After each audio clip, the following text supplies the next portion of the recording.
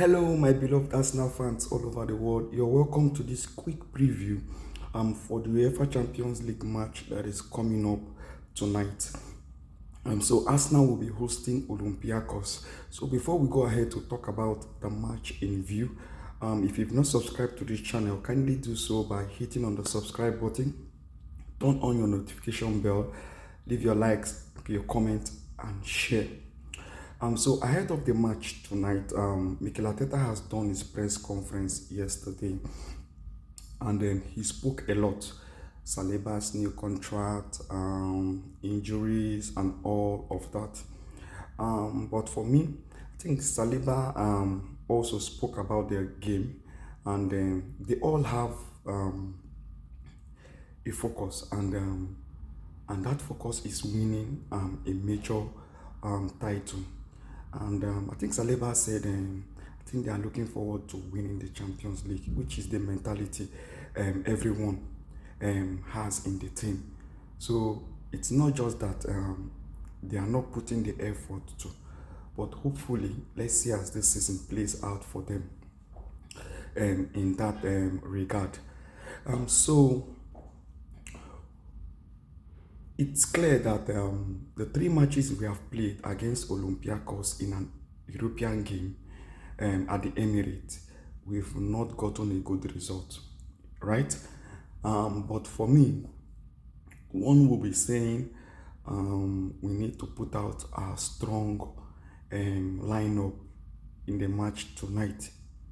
For me, I don't think so, but I'll be giving out my own preferred lineup, and I will tell you the reason why I'm giving out that lineup.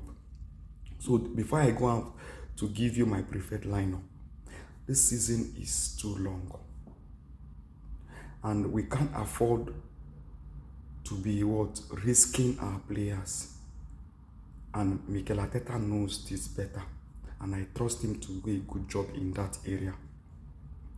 At the start of this season alone, we lost Kai Havertz to Man U game. We have lost Bukayo Saka. We've lost Saliba, Hincapi, Nogard, Madueke. Just at the start of this season, the season have not even gone anywhere. So for me, I'm not saying it that we need to stress these guys a lot in terms of playing them week in, week out. We now have the squad depth, and each position, I think, arguably, we have backups, good backups, that can give us at least 80 to 70% performance in a match. And we are good to go. We are good to go. So for me, one will be asking what will be my preferred 11 for the game tonight. For me, tonight, since we are playing at the Emirates Stadium, our home, Raya or Kepa can play. For me, if left with me alone, I will play Kepa and rest Raya. On the left back, for me, I will rest Calafiori and play Miles Lewis Kelly. On the left center back, for me, I will rest Gabriel and play Mosquera. Pair him with Saliba on the right center back. So Saliba and Mosquera plays, because Mosquera can play left center back and right center back, right? So for me, I will rest Gabriel, play Mosquera, pair him with Saliba. On the right back, Ben White is back. I can rest Timber and play Ben White, right? So in the midfield, I can rest Zubimendi and play Nogard. Then Odegaard and Declan Rice, right? Then Eze on the left, Gyökeres and Bukayo Saka. Martinelli, Trossard, Zubimendi, they can all come from the bench. Timber, Calafiori, and Gabriel and Raya, they can all come from the bench. I believe this squad that I just mentioned in my first 11 now can do the job perfectly tonight.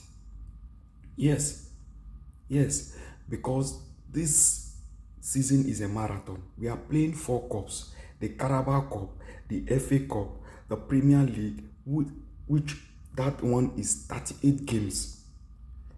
It's not a cup competition. Maybe you might just play 6, 7, or thereabout. You've gotten to the finals. No, you are playing 38 games, home and away, 20 teams. Champions League also is there. So these ones are cup games, give or take 8, 9 games, 7, 8, 9 games.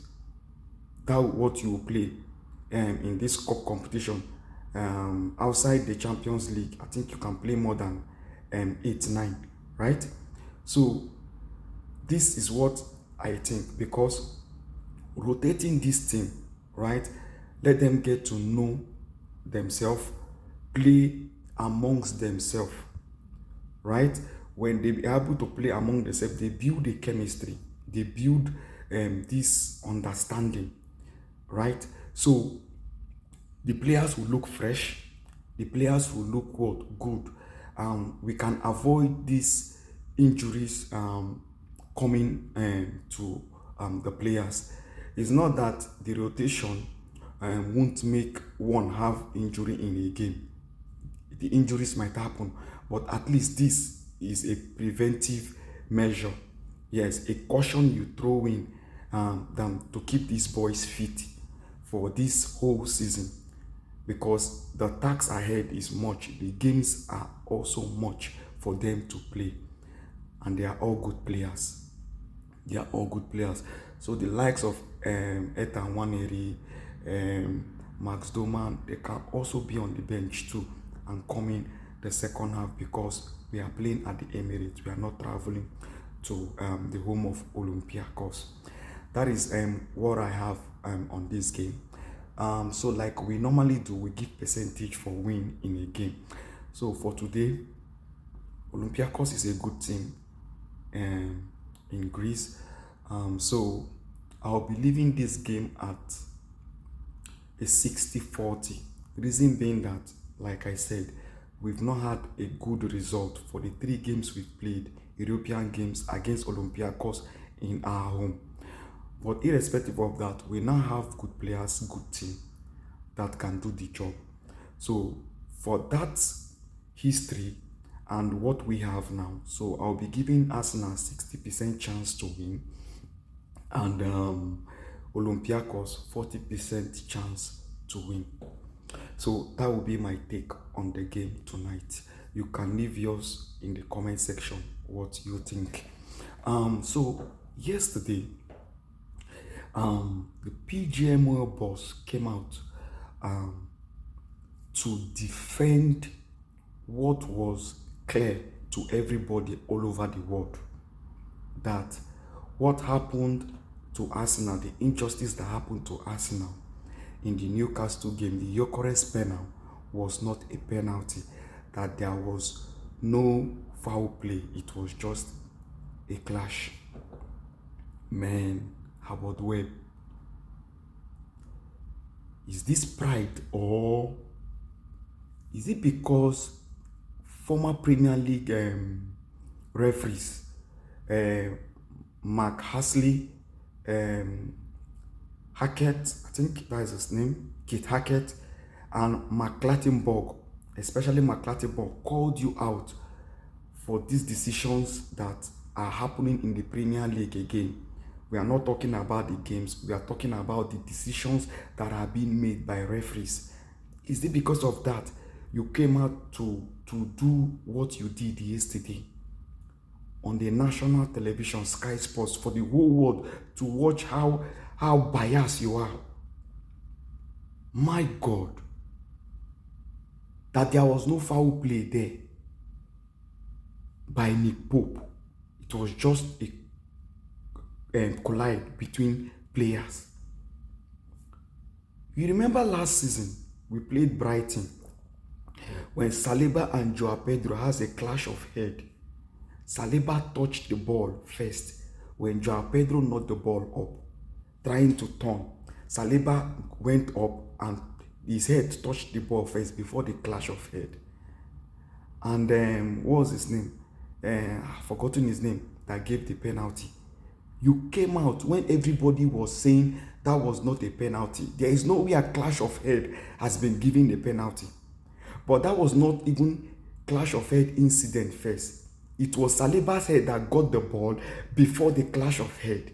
You came out and justified that that was a foul by Saliba, that the penalty was correct. And today, the same incident happened last year and happened this year. You are giving two different judgments. Man, my God, this is you. About what happened last year. Is it that you think that everybody who watches the game are fools? That they don't have eyes, they watch it with their eyes closed, they don't see what really happened in that game. I don't understand. Man, I was surprised though that you could come out to defend what was obvious to everybody, that this was a penalty. Look at the contact there. Didn't you watch it again? God. Man, I'm disappointed. I'm disappointed. PGMOL Howard Webb. You? Man. Okay, guys. Let's leave that story for another day. They won't change. When it comes to Arsenal, he always comes out to defend the injustice that Arsenal suffers. Go and check. History has it. He always comes out on the television like this to defend the injustice against Arsenal. Good one. Okay, guys. See you guys tonight after the game. Don't forget to subscribe, like, share, and leave your comment what you think about the game. See you.